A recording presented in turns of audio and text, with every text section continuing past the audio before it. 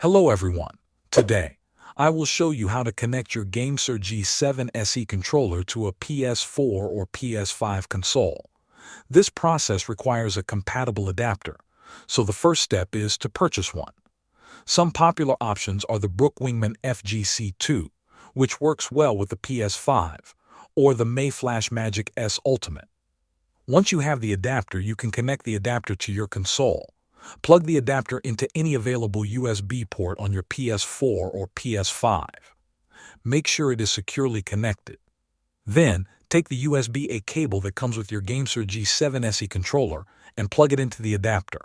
Now, turn on your controller. The LED on the adapter should start blinking as it searches for the controller.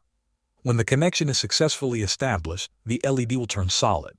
This indicates that your GameSir G7 SE is ready to use with your console. You can now navigate menus, play games, and enjoy the full features of your controller.